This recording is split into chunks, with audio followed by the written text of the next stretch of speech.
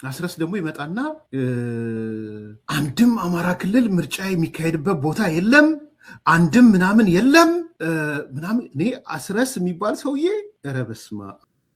ማርሸት ፀሐዩ በሞርታር እንደዚህ አድርገን በድሽቃ መተን ጠቅላይ ሚኒስትሩን አባረን በሰርጓጅ መርከብ አመለጠን ያለው ማይንዲው ከባህር ዳር አዲስ አበባ ነው። የዋሸውን ነገር ይሄ ሰውዬ ከምስራቅ ጎጃም ወይም ከምዕራብ ጎጃም አንደኛው ጎጃም መሄድ አይችልም። አስረስ ፎርጌት አባውት ጎንደር፣ ፎርጌት አባውት ሸዋ፣ ፎርጌት አባውት ወሎ።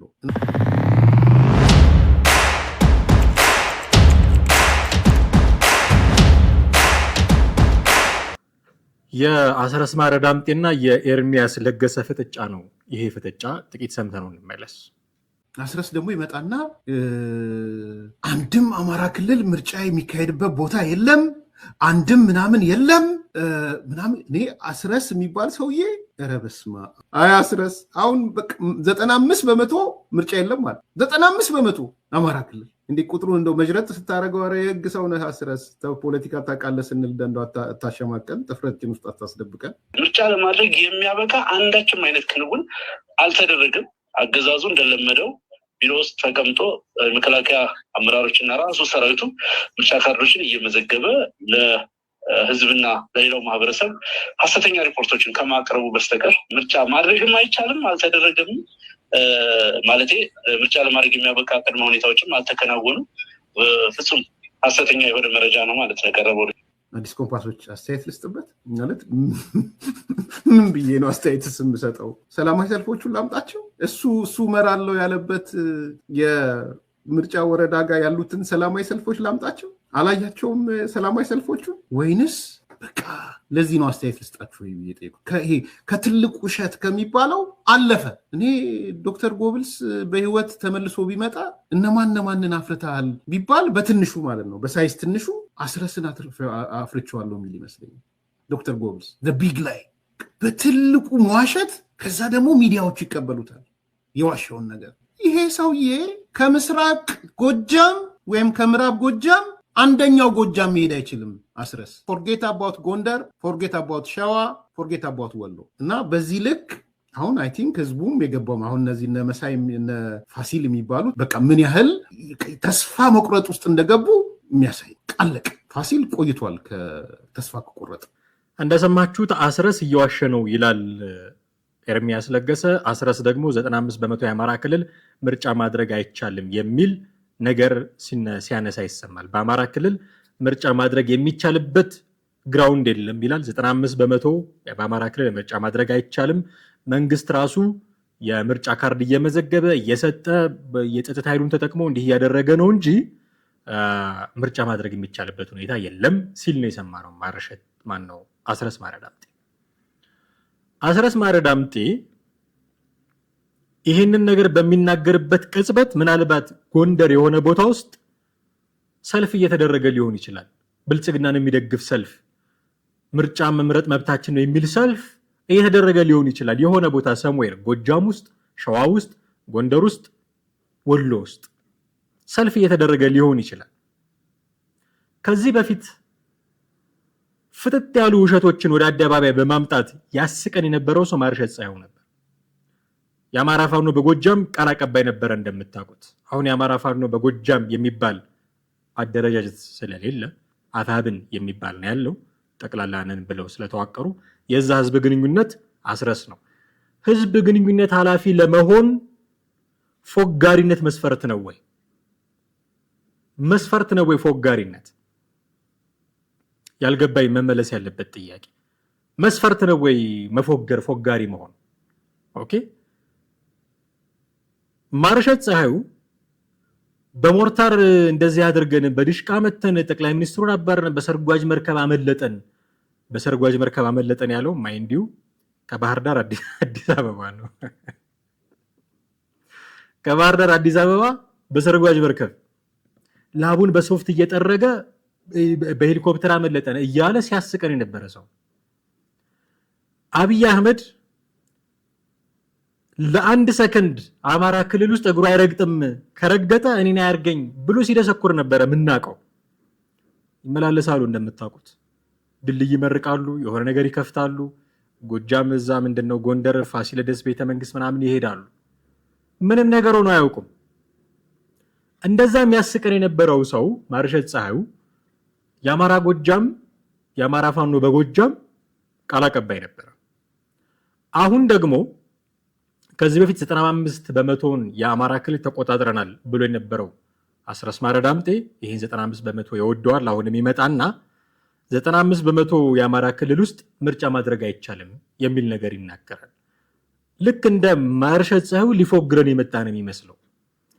ስንት ሰልፎች አየን አማራ ክልል ውስጥ፣ ስንት የድጋፍ ሰልፎች አየን፣ ስንት የምርጫ ምዝገባ ሰልፎች አየን። አሁን እነዚህ ሰልፎች እውነተኛ ሰልፎች ናቸው ወይ ጥያቄ ልታነሳ ትችላለህ።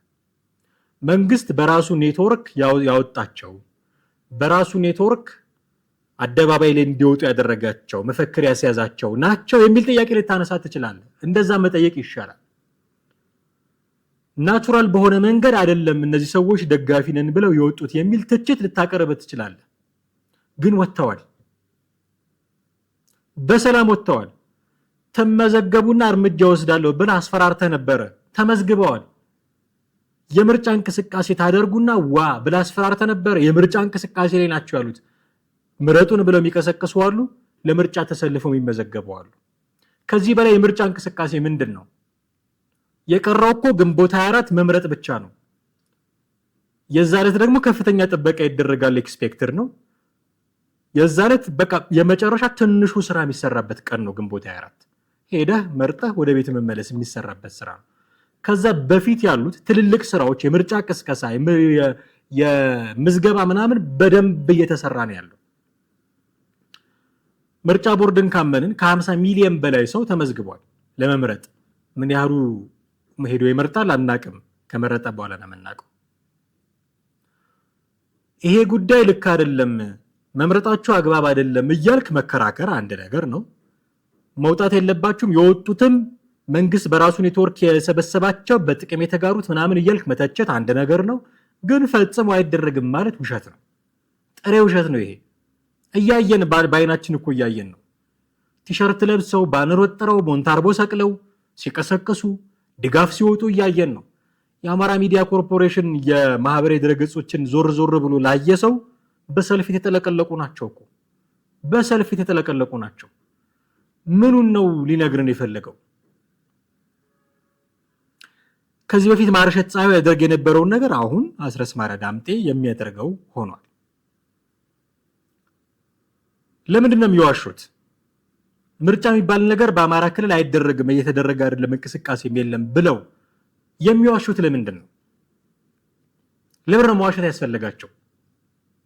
ምን ሰርተው ይብሉ? እንጀራቸው ይሄ ሆኗል። እንዲህ አይነት እንቅስቃሴ አይደረጋትም እኛ ባለንበት አካባቢ ብለው ወጥተው በሚዲያ ካልደሰኮሩ እንጀራ አይበሉም። ምን ሰርተው ይብሉ? እነዚህ ሰዎች ያላቸው ትልቁ መተዳደሪያ ይሄ ትግል ነው፣ አለንበት የሚሉት ትግል ነው። በዚህ ጊዜ ይሄ ትግል ሳይቸግራቸው ምርጫ ታደርጉና ዋ ብለው አስፈራርተውበታል። በዚህ ትግል እርምጃ እንወስዳለን ብለው አስፈራርተውበታል፣ ግን ማድረግ አልቻሉም። ስለዚህ ለምን አላደረጋችሁም ሲባል 95% ላይ እኮ ምንም እንቅስቃሴ የለም የሚል መልስ ነው መስጠት የሚችሉት። ምርጫ እንዳይኖር ካደረጋችሁ፣ ትግላችሁን አጠናክራችሁ ከቀጠላችሁ ሽልማት አላችሁ። ሜቢ ከኤርትራ መንግስት፣ ሜቢ ከዲያስፖራው ሊኖራቸው ይችላል ሽልማት። ይሄ ሽልማት እንዳይቀርባቸው ወጥተው 95% አማራ ክልል ውስጥ ምርጫ አይደረግም ብለው መደስኮር አለባቸው። ይሄን ካላደረጉማ ምኑን እንጀራ በሉ? ምኑን ስራ ሰሩት? ስለዚህ ከዚህም አንጻር ተነስተው ነው ሊዋሹ የሚችሉት እና በየጊዜው ነው የሚዋሹት። በየጊዜው 2017 ገናን 4 ኪሎ እናከብራለን ብሎ ነበረ። ማን ነው ስሙ? ምሬ ወዳጁ። 2018 ገና ተከብረው አልፎ ወደ 2019 እየገሰገሰ ነው። መንግስትን ልንጥለው አንድ ሐሙስ ነው የቀረን፣ ይሄ ዓመት የፋኖ ዓመት ነው ብሎ ተናግሮ ነበረ የፋኖ መሪው ዘመነ ካሴ። እንዲህ ካለ 2 ዓመታት አለፉ። ይኸው አሁንም የፋኖ ዓመት ሲመጣ አላየንም። አገኘው ተሻገር የሚባል ሰው ጎንደር ሲመጣ ሄሊኮፕተር ላይ መተን ገደል ነው ብለው ያውቃሉ። አገኘሁ ተሻገር አፈ ጉባኤ ሆነው ፌዴሬሽን ምክር ቤት ስቲል እየመሩ ነው። ጀነራል አበባውን እና አረጋ ከበደን ከበብናቸው ብሎ ማርሸት ፀሐዩ ወጥቶ ሲደሰኩር በማግስቱ አሁን አይደለም በማግስቱ የሆነ ፕሮግራም የተሳትፈው እነ ጀነራል አበባው አሳዩት። ኮንቲኒዩስሊ ነው የሚዋሹት። ይሄው አሁንም 95% አማራ ክልል ውስጥ ምርጫ አይደረግም። እኔ ማይደረግባቸው ቦታዎች አሉ ብዬ አምናለሁ። ማይደረግባቸው ቦታዎች ሁሉም ላይ የሚደረጋል ብዬ አላምንም። ግን 95% የአማራ ክልል ውስጥ ምርጫ አይደረግም ብሎ መዋሸት ምን ማለት ነው? 95%ን ተቆጣጥረናል ብሎ ሲዋሽ እንደነበረ ነው ራሱ አስረስ ማርዳምጥ። ኮንቲኒዩስሊ ነው የሚዋሹት። ያለምንም እረፍት ነው የሚዋሹት። ይሄ ሁሉ ውሸት የዲያስፖራው ገንዘብ እንዳያልቅ የጥይት ቀላቢዎቻቸው ፍላጎት ከነሱ ገለል እንዳይል ለማድረግ የተደረገ ጥረት ነው ብዬ ነው ማስበው። ማቆየት አለብህ። ጥይት የሚገብርልህን ስፖንሰር የሚያደርግህን ሰው ማቆየት አለብህ። ውጭ ሆኖ ድጋፍ የሚያደርግልህን ዲያስፖራ ማቆየት አለብህ። ደግሞ በወሬ የሚከተልህን ደጋፊንም ማቆየት አለብህ።